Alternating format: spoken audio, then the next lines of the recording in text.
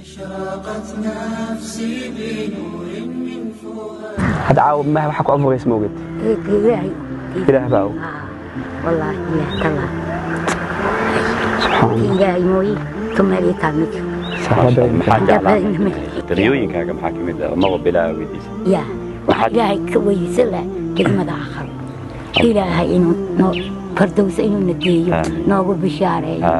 النبي محمد المصطفى خير الله عليه. أدون كان محاجة على الناس. أدون هي وحي اللي عني لا أنبا هدي الله إيجاد سيئة waxaa u nimid halkan bishan Ramadaan iyo bisha soo socda sanadkan dhan waxaa cuni lad inaan ku siino halkan bashqadan waxaa kugu jiro hooyo waxaan idin garan maayo rabbiga idin aamin hooyo waxaan idin garan maayo rabbiga idin aamin ما استمع من شيء لا كشف يا شرف على نفسي بنور من فؤادي.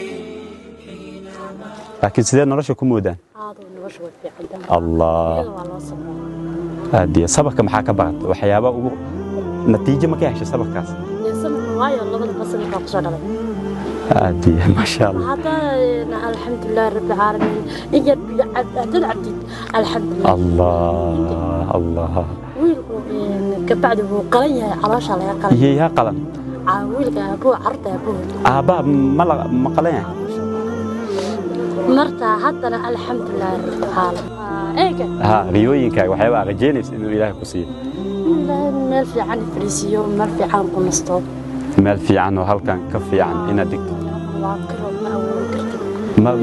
waxaan jeclaysanay in sanadkan dhan kirada guriga inaan ka bixino ma sha Allah iyo sidoo kale lacag yar oo lagu daaweeyo xaajiga inaan ku siino ka farxina ma sha Allah taala Ilaahay ku xifdiyo kana hadiyad halkan waxa imaan inaan hadiyadan aan ku siino ma sha Allah gadoon Ilaahay ku xifdiyo ma sha Allah اوكي سفي على المسكح صح ما قد مسكح صح كدك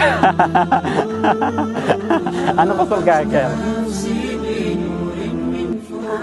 ما انت يقعد لا ما انت صومنا انت لا انت يرتي يقعد هذه وسجع هذه بوسعته وهذا اسكله إله سبحانه وتعالى كبركايو هديدان حكينا دعاء Soomaaliyeed oo u dul qaadan waayay xaaladaada مرحبا الله u dul qaadan waayay xaqajina in shaqo yar abuur ay ku noqoto ilmaha ku biishid in sha Allah taala waxa rajina آمين